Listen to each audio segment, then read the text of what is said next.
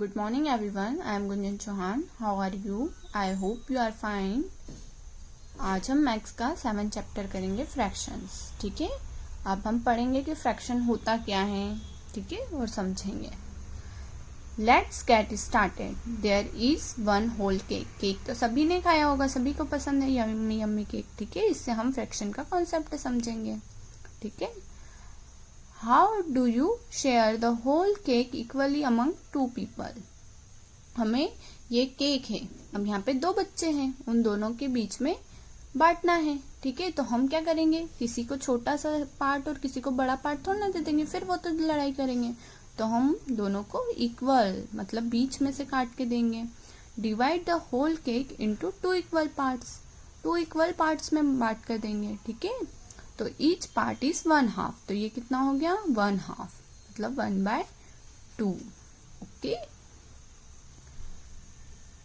How do you share the whole cake equally among 3 people. अब यहाँ पर 3 people है, 3 बच्चे हैं. ठीक है, अब हमको ये केक को क्या करना है, 3 पीसेस में डिवाइड करना है. तो divide the whole cake into 3 equal pieces. तो हमने 3 इक्वल पीसेस में कर दिया, तो ये 1/3 हो गया, तो 1/3 हो गया. ओके,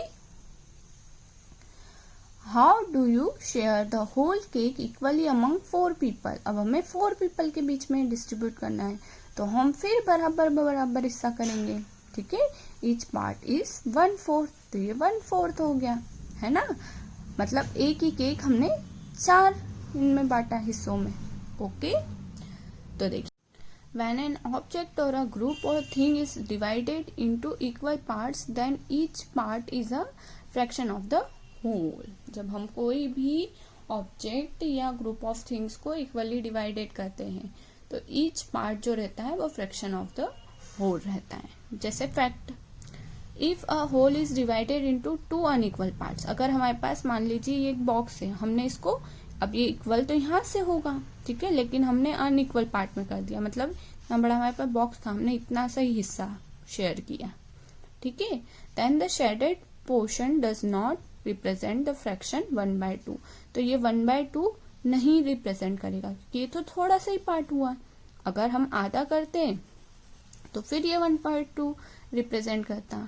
ठीक है, लेकिन ये जो है ये 1/2 रिप्रेजेंट नहीं करेगा.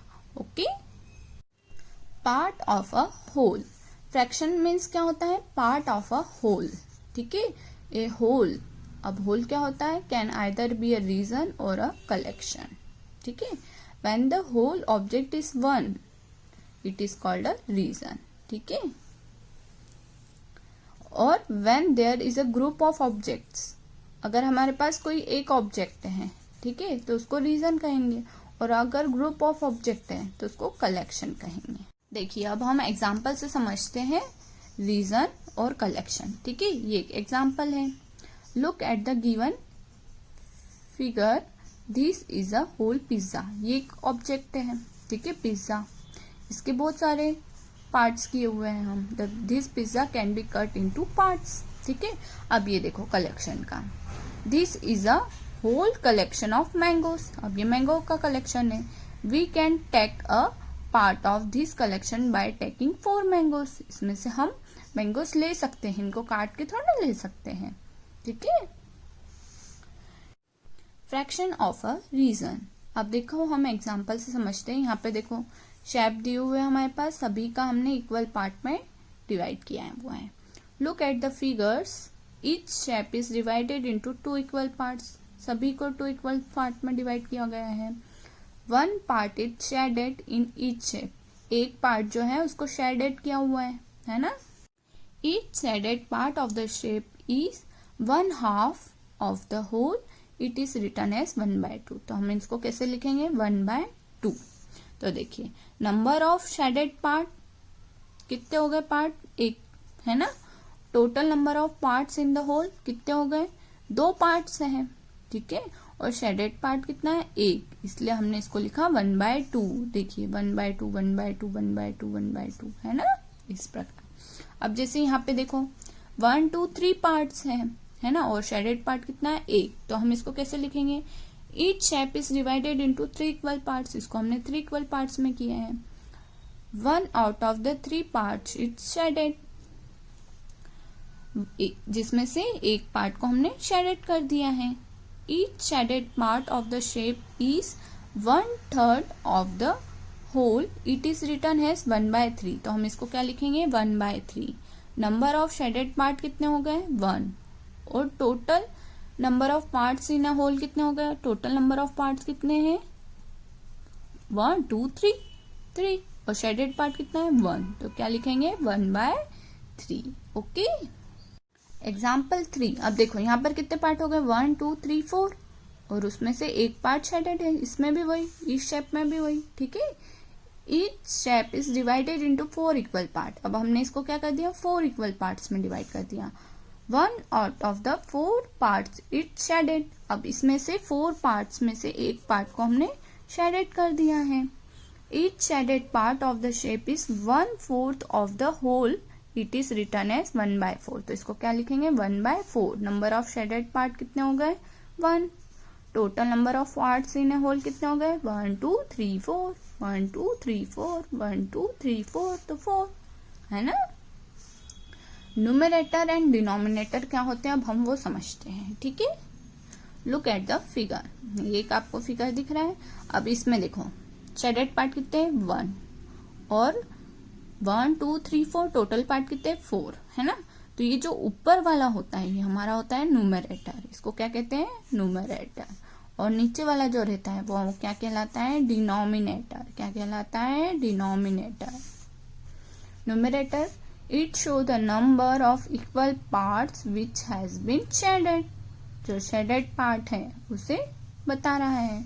It show the number of equal part into which the whole has been divided. और ये कितने पार्ट्स में डिवाइडेड हुआ है वो रहता है. ठीक है. जैसे अब हम एक्सरसाइज से समझते हैं. Exercise 7.1. First write the fraction for the coloured parts. The first one has been done for you. ठीक है. हमें बताना है फ्रैक्शन पार्ट कलर्ड जो है शेडेड पार्ट उनका. ठीक है. पहला वाला उन्होंने हमें करके बताया है. अब देखो 1 2 3 4 5 6 7 8. टोटल कितने पार्ट हैं 8 पार्ट हैं. और शेडेड कितने हैं 1 2 3. तो 3/8 हो गया है ना. अब बी वाला देखिए 1 2 3 4 5 6. तो यहाँ पे कितने हो गए 6 पार्ट्स हो गए. शेडेड पार्ट कितने 2. तो 2/6. ओके. यहाँ पे देखिए 1 2 3 4 5 6 7 8 है ना. और शेडेड पार्ट कितने 3. तो 3/8. ओके. यहाँ पे देखिए 1 3 4 5 6 7 8. टोटल पार्ट्स कितने 8. और शेडेड पार्ट कितना है ओनली 1. ओके. आया समझ में. ई वाला देखिए इसमें शेडेड पार्ट कितने हैं 1. तो 1. टोटल कितने 1 2 3 4 5 5. तो 1/5. अब देखिए इसमें शेडेड पार्ट कितने दिख रहे हैं 1 2 3 दिख रहे हैं हमें. तो 3. टोटल कितने हो गए 1 2 3 4 5 6 7 7. तो 7. ओके. यहाँ पे देखिए शेडेड पार्ट कितने हैं 2 है. 1 2 3 4 5 6 7. टोटल कितने हो गए 7. यहाँ पे शेडेड 4 है हमारे पास. ठीक है. और टोटल 6. ओके. आया ये समझ में आपको. सेकंड वाला देखिए tick the shapes which represents 1/2.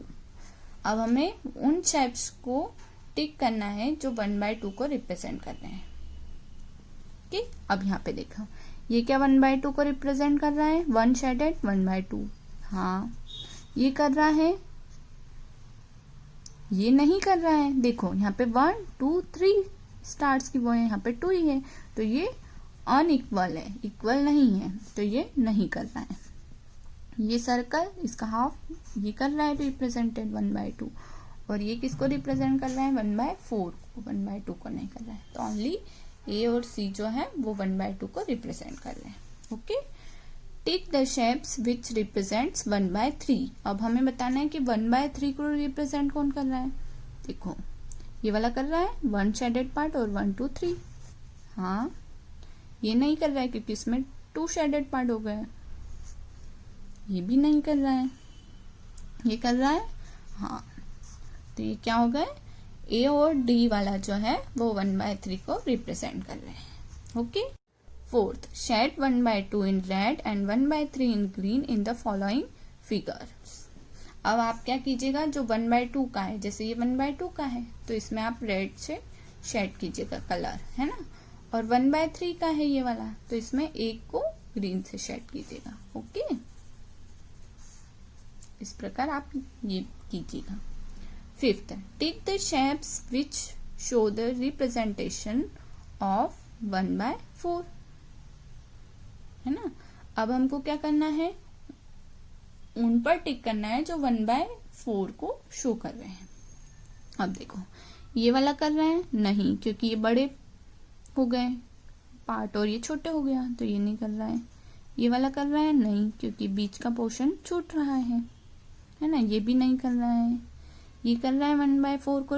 हाँ, सभी इक्वल भी है और 1 शेडेड है, तो 1/4 को ये वाला रिप्रेजेंट कर रहा है ना। ये वाला रिप्रेजेंट कर रहा है। हाँ, ये भी कर रहा है ना। ये नहीं कर रहा है क्योंकि बड़े पार्ट्स हो गए। ये वाला 1/4 को रिप्रेजेंट कर रहा है और ये वाला भी 1/4 को रिप्रेजेंट। डी, ई, जी और एच जो है वो 1/4 को रिप्रेजेंट कर रहे हैं। Okay. Fraction of a collection. Look at the figure given. This is a collection of balls. अब यहाँ पर कलेक्शन है बॉल्स का, ठीक है। अब कलेक्शन का बताया है उन्होंने, ठीक है। 1 ball is green out of the 4 balls. 4 balls है जिसमें से एक बॉल जो है वो ग्रीन कलर की है, तो क्या हो गया, 1/4 हो गया, है ना। नंबर ऑफ ग्रीन बॉल्स कितनी हो गई, 1। टोटल नंबर ऑफ बॉल्स कितनी हो गई, 4, तो 1/4 हो गया, ठीक है। This is a group of cars. ये कार के ग्रुप है, ठीक है। Out of the 6 car 3 cars are yellow. 6 cars में से 3 कार जो है वो येलो है, तो इसका क्या रेशो हो गया, 3/6, ठीक है। नंबर ऑफ येलो कार्स कितनी हो गई, 3। टोटल नंबर ऑफ कार्स कितनी हो गई, 6, ठीक है। इसी प्रकार ये रैबिट का भी एग्जाम्पल हमें दिया गया है। एक्सरसाइज 7.2 से हम और अच्छे से समझते हैं। Right the numerator and denominator for the coloured portion of the following figures. Also right the fractions. अब हमें क्या करना है, न्यूमरेटर डिनोमिनेटर लिखना है और फ्रैक्शन भी बताना है, ठीक है। अब देखिए, यहाँ पर कितनी कलर्ड है, 2 और 1 नहीं है, तो यहाँ पे न्यूमरेटर में सबसे पहले तो इसका देखो फ्रैक्शन, देखो क्या आ जाएगा, 2/3 आ जाएगा, है ना। अब हमेशा ऊपर वाला जो शेडेड वाला रहता है वो क्या रहता है, न्यूमरेटर। और टोटल नंबर ऑफ जो भी रहते हैं वो क्या रहता है, डिनोमिनेटर। तो यहाँ न्यूमरेटर में 2 आ जाएगा और डिनोमिनेटर में 3 आ जाएगा, है ना। अब बटरफ्लाईज में देखो, शेडेड बटरफ्लाई कितनी है, 1 2 3 4, और टोटल बटरफ्लाई कितनी है, 1 2 3 4 5 6। तो न्यूमरेटर में 4 और डिनोमिनेटर में 6। ओके। अब देखो मंकीज का, 1 2 3 4 5 6 7 8, टोटल 8 मंकीज है, ठीक है। शेडेड मंकी कितने हैं, 1 2 3 4 5 है, और टोटल कितने मंकीज है, 8 मंकीज है। न्यूमरेटर में कितना आ गया, 5। शेडेड मंकी 5 और टोटल मंकीज कितने हो गए, 8, ठीक है।